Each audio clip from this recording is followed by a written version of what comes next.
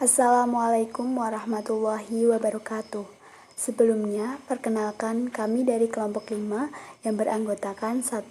Anjar Kusumawardani dengan NPM 201030636. Yang kedua yaitu Erina Nurmaida dengan NPM 20103069093. Dan yang ketiga yaitu Mas Nadianatul Fasihah dengan NPM 20103069094 akan merepresentasikan hasil diskusi kami mengenai paralel konstruktivisme sosial. Langsung saja pada materi paralel konstruktivisme sosial yang pertama, yaitu paralel filosofis. 1. Filsafat skeptis. Klaim yang paling utama konstruktivisme sosial adalah bahwa ada pengetahuan yang tidak pasti adalah mungkin, dan demikian halnya yang tidak pasti itu juga terjadi di dalam pengetahuan matematika. Yang kedua yaitu masalah bahasa pribadi. Konstruktivisme sosial mengatasi masalah ini melalui negosiasi makna interpersonal untuk mencapai fit. Solusi dari masalah bahasa individu dengan konstruktivisme sosial mencerminkan pendapat substansial filosofis. Secara umum, dikatakan bahwa aturan bersama dan objektif dari penggunaan bahasa antar pribadi membuat publik konsisten dengan konstruktivisme sosial. Selanjutnya, yang ketiga yaitu mengetahui dan pengembangan pengetahuan. Filsafat konstruktivis sosial matematika memperlakukan pengetahuan sebagai hasil dari proses datang untuk mengetahui, termasuk proses sosial yang mengarah pada pembenaran pengetahuan matematika. Yang keempat, yaitu divisi pengetahuan. Lyotard tahun 1984 menganggap semua pengetahuan manusia terdiri dari narasi, baik sastra atau ilmiah. Setiap narasi disiplin memiliki kriteria legitimasi sendiri yang internal dan yang berkembang untuk mengatasi atau menelan kontradiksi.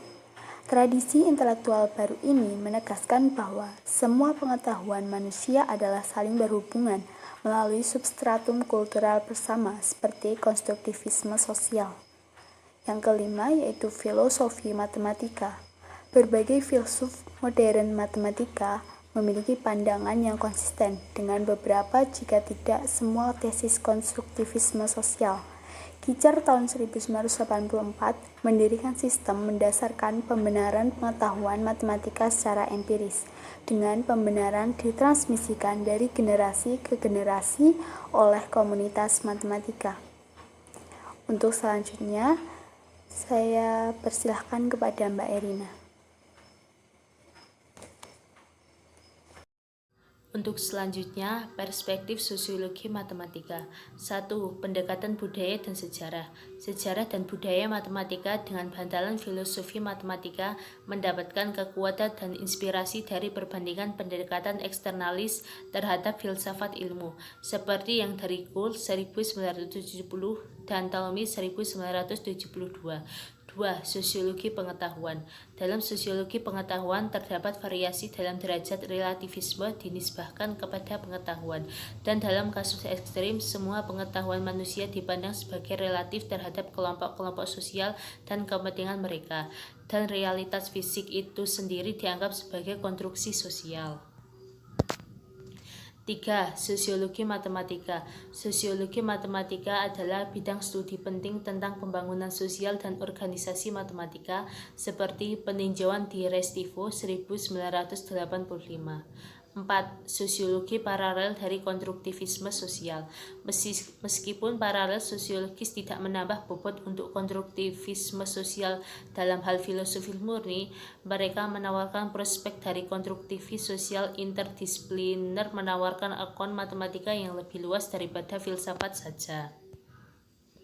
Paralel psikologi. 1. Konstruktivisme di psikologi.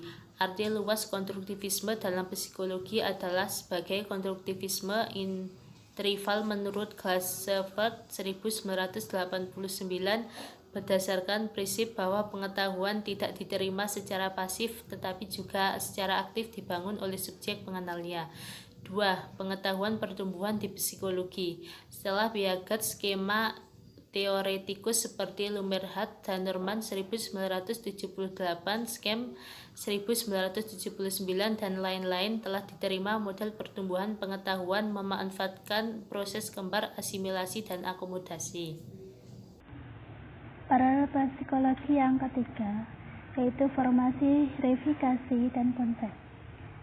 Filsafat konstruktivis sosial matematika membedakan dua model pengembangan konsep, yaitu proses pembentukan konsep vertikal yang melibatkan konsep ratifikasi menjadi objek, dan proses horizontal.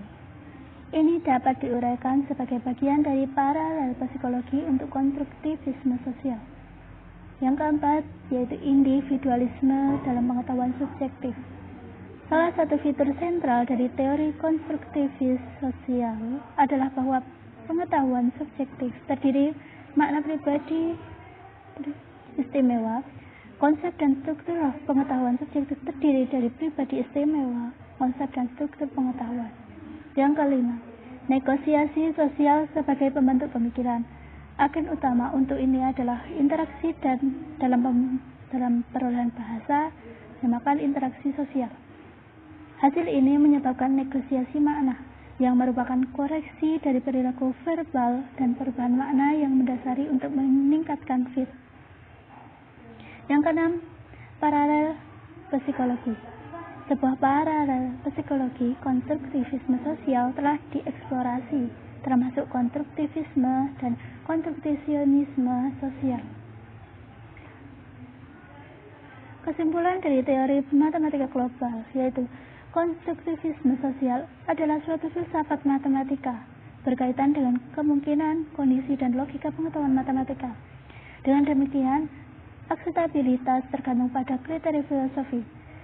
Hal ini telah ditunjukkan untuk memiliki lebih banyak kesamaan dengan beberapa cabang lain dari filsafat dibandingkan dengan filosofi matematika tradisional.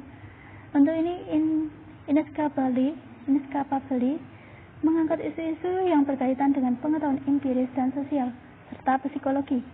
Meskipun mengangkat isu-isu tersebut, tidak ada asumsi empiris mengenai sejarah yang sebenarnya, sosiologi atau psikologi matematika yang telah dibuat.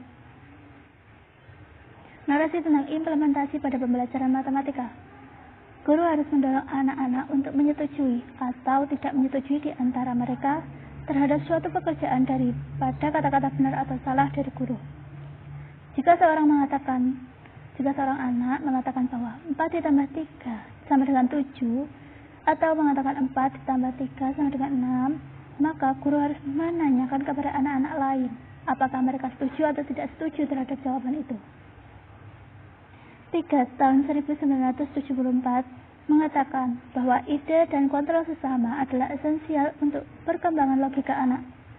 Sementara Piret Clermont dalam Kami tahun 1990 menemukan bahwa kelompok-kelompok eksperimen yang mempunyai kesempatan untuk menyetujui, tidak menyetujui, dan meyakinkan satu sama lain dalam kelompok kecilnya ternyata menampilkan berpikir tingkat tinggi pada pos-tesnya daripada kelompok-kelompok kontrol yang tidak mempunyai kesempatan itu. Sekian dari presentasi dari kelompok kami. Kurang lebihnya mohon maaf. Assalamualaikum warahmatullahi wabarakatuh.